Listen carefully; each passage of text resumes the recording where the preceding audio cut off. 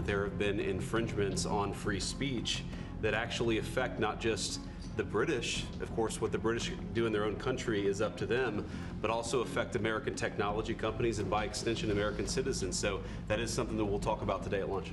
We've had free speech for a very, very long time in the United Kingdom, and it will last for a very, very long time. Well, no, I mean, certainly we wouldn't want to reach across US citizens, and we don't, and that's absolutely right. But in relation to free speech in the UK, I'm very proud of our history there. Today, London finds itself at the centre of a historic event that cannot be ignored. A city so accustomed to its frenetic pace was today the scene for something far beyond the usual protest. Thousands of people gathered in Downing Street, the heart of British politics. But these were not traditional demonstrations in support of the government. They were a cry of discontent demanding change. Under the Prime Minister's windows, instead of the usual patriotic flags, demands that not long ago seemed impossible. On the streets of London on this day gathered not just protest people, but those who are no longer ready to be silent and wait, hoping that everything will work itself out. These people have come to demand one thing: the resignation of Keir Starmer. They are not interested in empty words. They don't want policies that have no connection to reality. They demand what seemed impossible a year ago: a new leader, a new approach, a new vision of the country's future. What was the spark that lit this fire? Why was there such an explosion of emotions and protests on the streets of London today, on this day? It all started with the figure of Keir Starmer himself. When he became leader of the Labour Party, much was expected of him. His choice was seen as a hope for the future.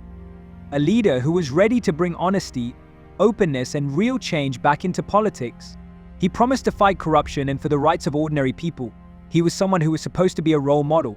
But once Starmer was at the helm, his promises began to lose their force. Instead of offering innovative solutions that could revitalize the Labour Party and regain people's trust, he became someone who did not solve problems, but only endlessly postponed them. There is little left of his policies that initially attracted attention. Instead of leadership that promised change, people have only seen a political bureaucrat who is used to bureaucratic and cautious steps. This man who once inspired change was now part of a system that he himself had to change. Instead of offering the nation a bright future, he is bogged down in the process. His policies are boring reports with no soulful spark. They are manipulations with lots of numbers but no ideas. When the country needs decisive action, bold decisions, new paths forward, Starmer seems increasingly bogged down, becoming part of the system that the people have been trying to change for so long. Instead, he has become part of a system that does not solve problems, but only glosses over them. Instead of offering a clear plan, it puts things off until tomorrow, diverting attention away from the pressing issues. And so a year after Starmer took over as leader, his electorate is beginning to lose faith. The Labour Party, once associated with the struggle for workers' rights, for the interests of ordinary people, now looks like a political machine disconnected from reality. Instead of becoming a symbol of struggle, it has become a symbol of stagnation. People who used to support the party now see it as a bureaucratic structure that cares more about its image than about solving real problems. And so, on the streets of London, among the protesters, you can see faces who would never have participated in mass protests before. They are doctors, teachers, students, entrepreneurs, ordinary people who have felt that their voice no longer matters. Those who once supported the Labour Party now see that it is no longer a force that could be an agent of change. A process of alienation that has long been brewing is finally leading to mass protests. The protesters are not just demanding change, they are demanding that someone stand up to them and show them the way. And they're sure Starmer can't do it. His leadership has become an example of how a country can be let down by relying on old methods that have long since failed. This is not just a protest against Starmer as a person.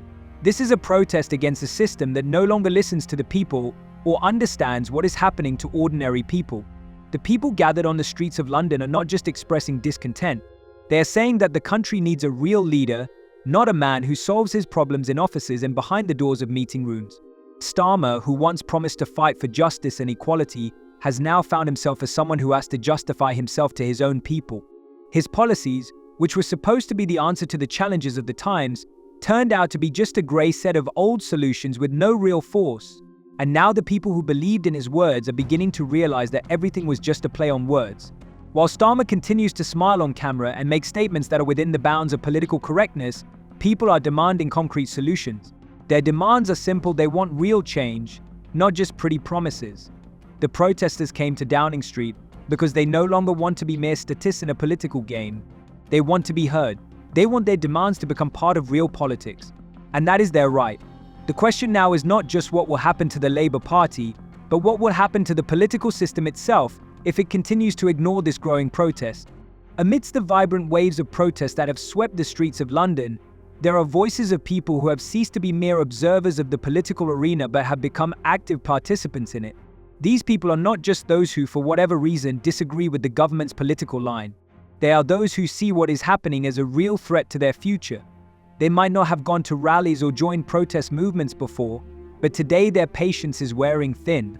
People are demanding change. They are demanding not just a change in policy, but a change in the very nature of the leadership that they feel is not meeting the needs of society. These protesters are not radicals or anti-globalization. They are not regime overthrowers. They are ordinary people, doctors, teachers, small business owners, students, people who were once attracted to the idea of the Labour Party, but now see only disappointment in its leadership. What is it about Keir Starmer's leadership that displeases them?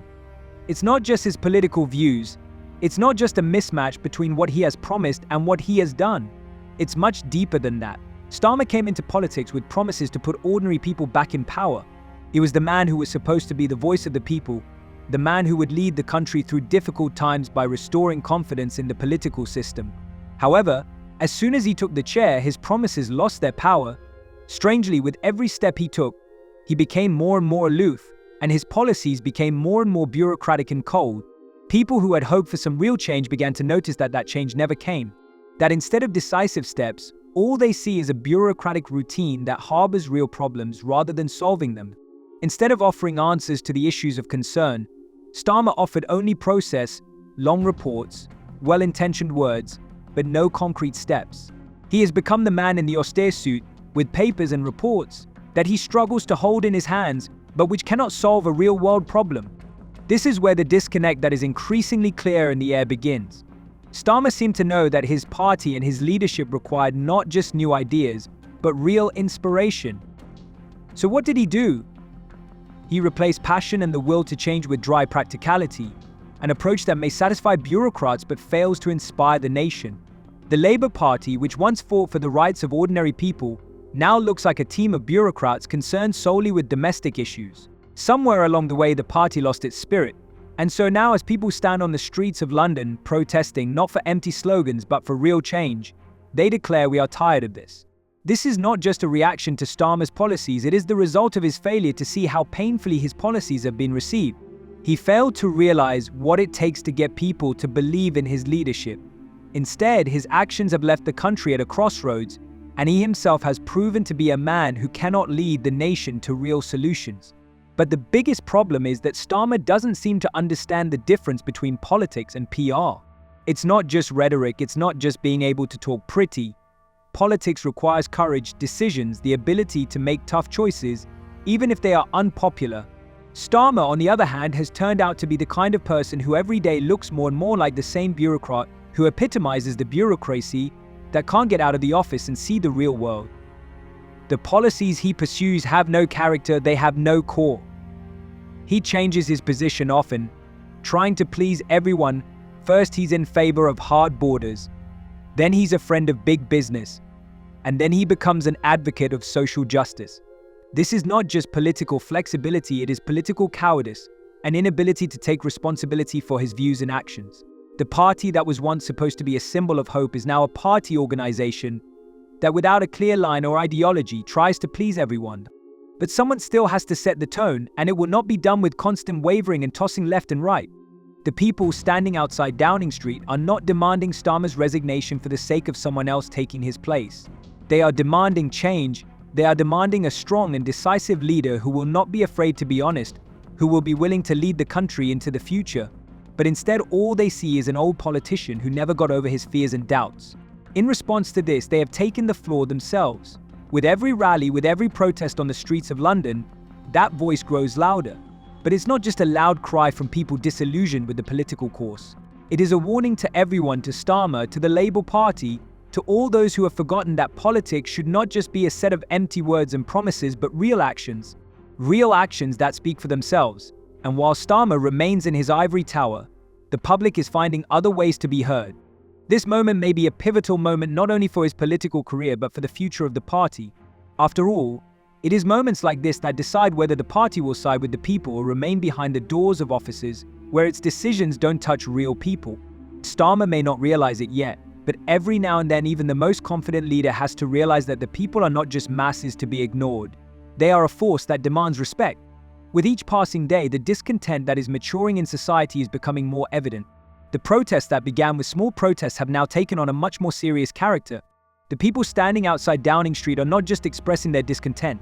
They are demanding change. They are demanding that the authorities recognize that the current political line being drawn by Keir Starmer is no longer responsive to the issues that concern the country. This is a protest not just against one man, but against an entire system that has become disconnected from the real needs of the people. Starmer may still be trying to maintain his image as a leader, but more and more people are beginning to see him as nothing more than a political manipulator trying to please everyone and pleasing no one. The protesters gathered in front of the walls of Downing Street clearly feel that their demands carry weight. These people are neither marginalized nor supporters of any radical ideas. They are those who saw in the Labour Party and in Starmer the hope for change. They hoped that at last a leader would emerge who would not be afraid to make himself known, who could lead the country out of the political deadlock. The reality, however, turned out to be quite different. A party that once prided itself on its fight for workers' rights has been consumed by processes that can hardly be described as moving forward. The Labour Party under Starmer's leadership has become the center of a bureaucratic machine that loses all connection with the real problems of the people. Starmer has never been able to offer the public a clear and precise program of action. Instead, he continues to rely on empty promises and predictable political games that, despite all their good intentions, fail to inspire the nation. Against this backdrop, discontent is growing. Each new day brings new voices ready to say enough is enough. People who were silent before are suddenly beginning to speak out. The protesters who came to the rally outside Downing Street are not standing in silence. They are loudly declaring that the country cannot move forward if its political leadership continues to drift. They are demanding that Starmer finally accept responsibility for his actions and decisions. But he never seems to have realized that it's time to act. Instead of offering a real vision for the future, he is mired in compromise, acquiescence for the sake of it. A country waiting for a real leader is tired of endless excuses and obsequious statements. Starmer never offered anything inspiring. The time for flashy solutions is long gone. People want to see action, not just words. But it doesn't end there. Beneath this layer of frustration and fatigue lies another, perhaps more significant reason for what's happening. It's not just politics, it's a crisis of confidence, a crisis that encompasses the entire system. All those slogans about fighting for justice, about returning the country to real values, sound increasingly hollow when they are not backed by action. Starmer never seems to have realized that his leadership is meaningless without real steps. He continues to convince everyone that following a political course is enough, even if that course does not produce results. His proposals look more and more like old policies that are incapable of meeting the challenges of new times. Against this backdrop, people who genuinely believed in change are building up anger and frustration. They are no longer willing to wait for Starmer himself to find the right solution. They want change here and now. All these protests are not just a coincidence, they are the result of deep political and social isolation. The people standing in front of Downing Street are not just demanding Starmer's resignation. They are demanding political honesty, openness, and real action. This is their way of saying they are tired of being the silent majority. They want to be heard. They want politicians to finally recognize that their actions and decisions directly affect the lives of all of us. And this is more than just a protest against one politician. It's a protest against a system that people have long felt is incapable of dealing effectively with the challenges of today. In response, Starmer's behavior is becoming more and more apparent. He continues to close himself off from public opinion, avoiding open debate and honest conversations. He seems more concerned with his image and ratings than with the real issues that people care about. It's an isolation that destroys trust and alienates him from those who once supported him. And in this context, the protests, growing more massive by the day, only reinforce the sense that the country is on the cusp of change. Keir Starmer risks being left behind as he watches the public demand real action rather than empty words. He may not realize it yet, but it's time for him to take responsibility for his mistakes and decisions. And if he doesn't, if he continues to avoid talking openly to the people, the protests will only continue to gain momentum. That said, change is impossible without decisive steps. This moment, as the streets of London fill with the voices of the disaffected, is more than just a signal. It is a sign that the country is ready to act. People don't want to just listen to promises, they want to see results. If Starmer isn't prepared to offer a real solution, he may be beyond this fight. With each passing day, the protesters are becoming more certain that they are not just expressing their feelings, they are demanding change. And this is not just a political struggle, it is a battle for the future of the country, for a return of faith in a political system that should serve the people and not isolated interests. The process has already begun, and it will not stop. Starmer, if he has not already realized it, will face the fact that the public will no longer tolerate further compromises and deviations from realpolitik. The protesters are demanding real action, real change. And if Starmer is not ready to hear that message, he can stand by and watch his political legacy fade into discontent and alienation.